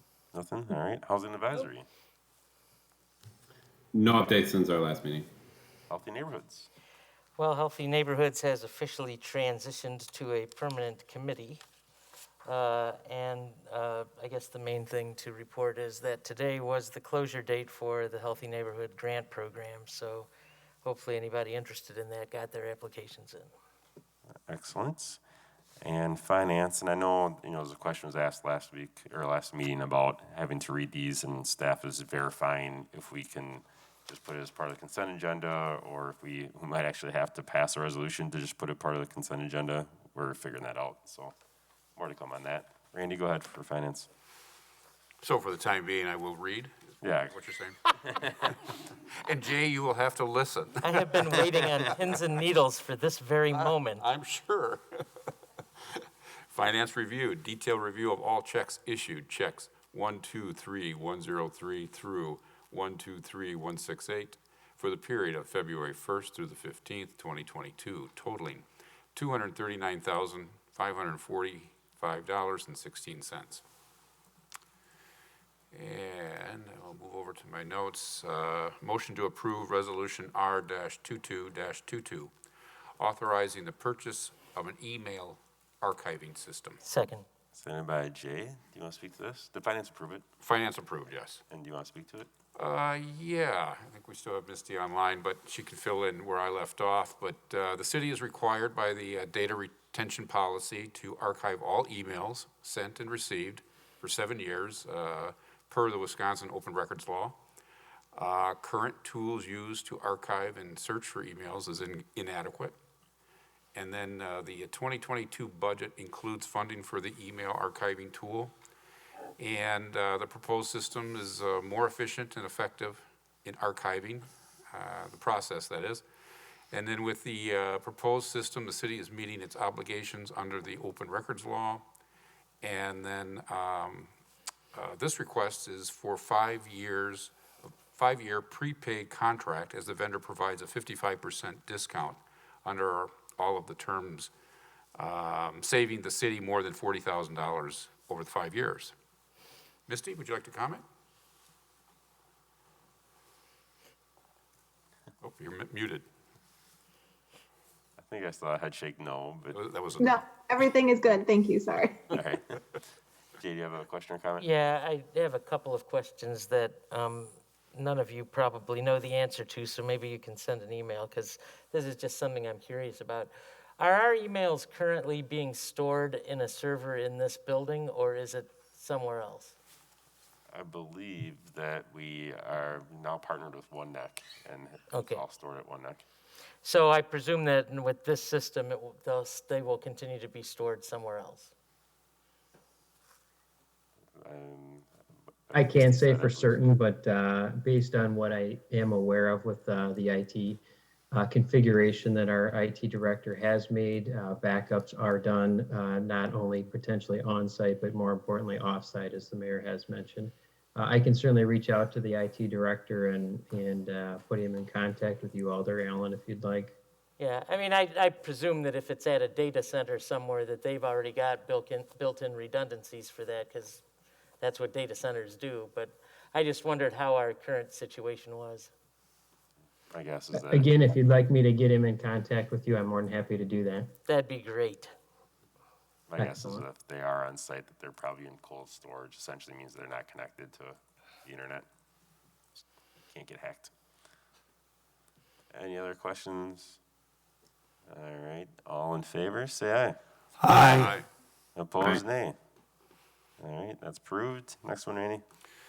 Motion to approve Resolution R-25-22, adopting the 2023 through 2032 Capital Improvement Plan, CIP schedule. Second. Sent by Jay. Did finance approve? Finance approved. And do you want to speak to this, or let Misty handle it? Yeah, I think Misty, you probably should, since there's a lot of detail and alders may have questions.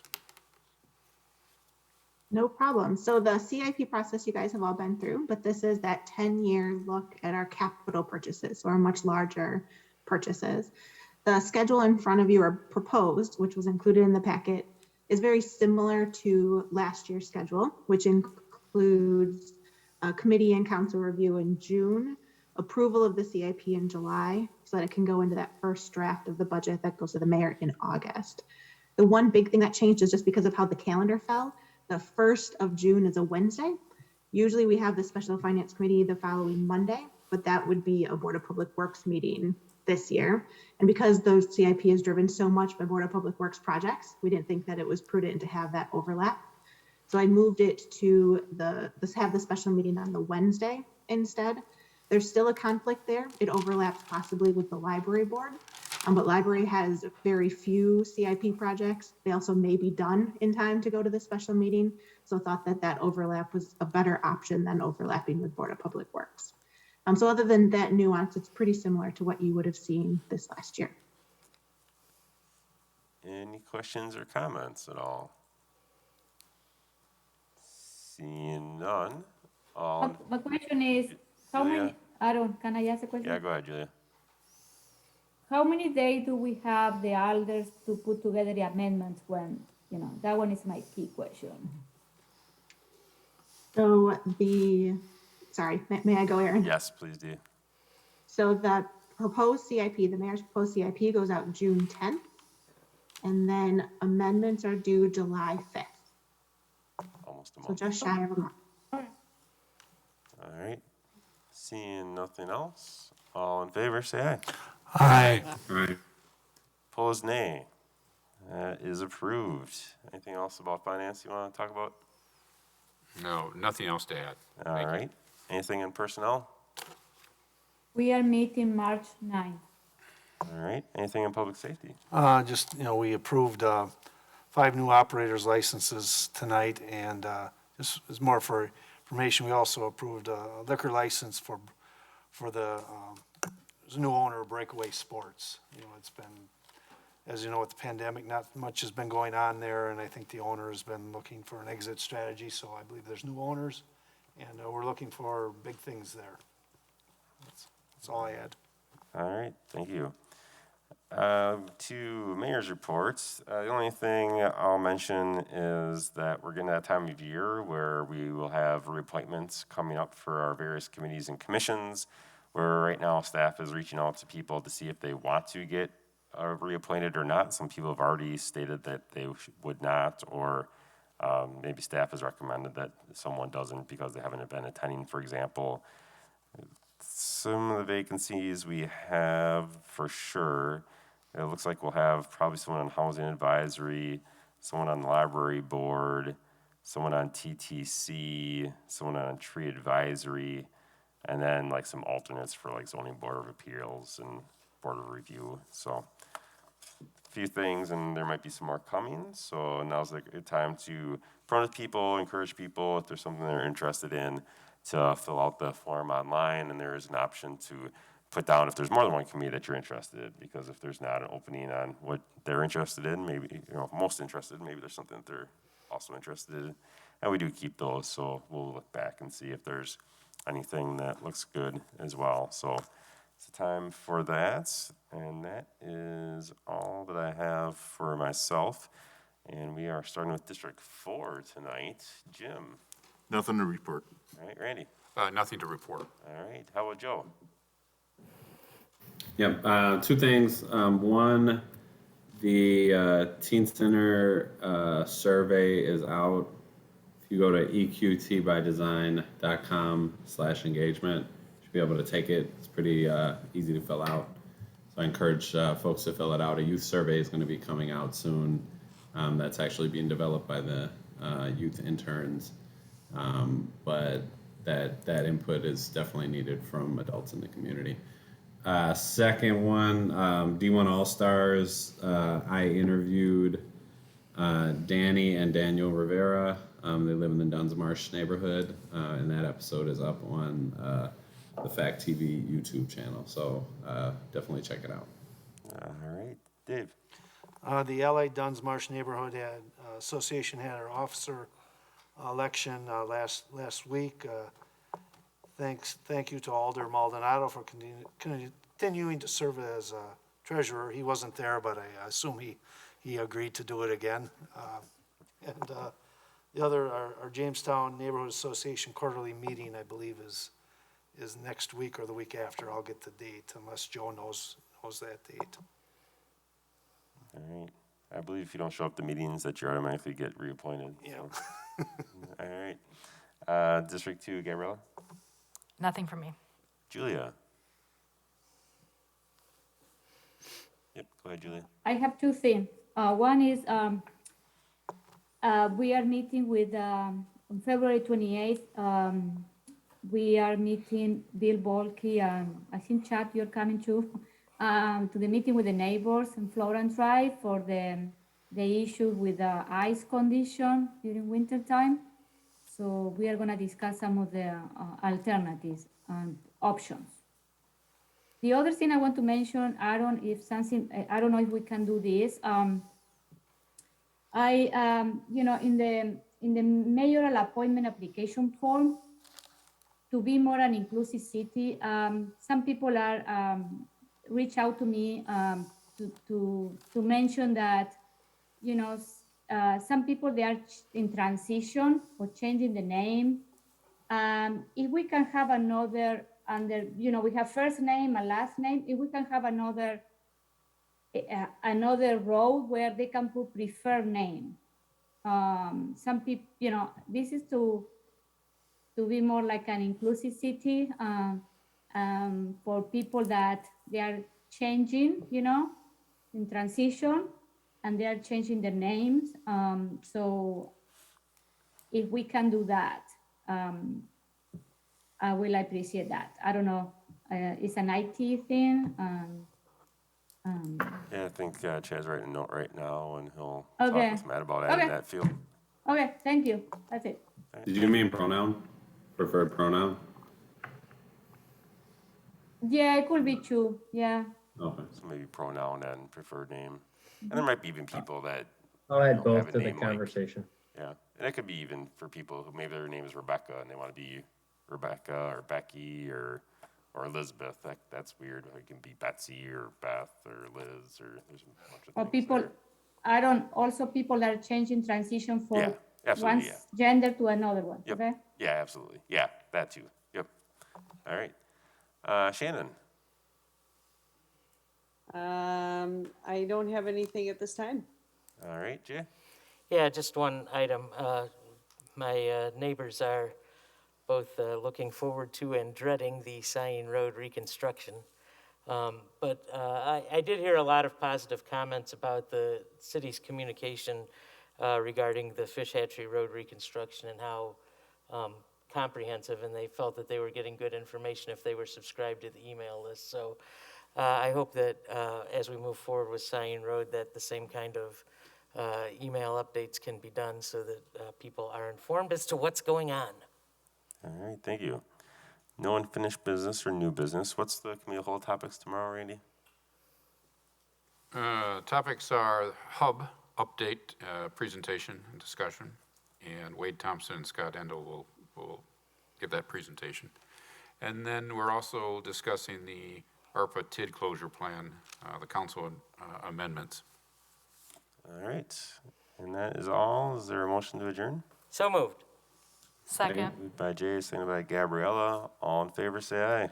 Aye. Aye. Anyone opposed?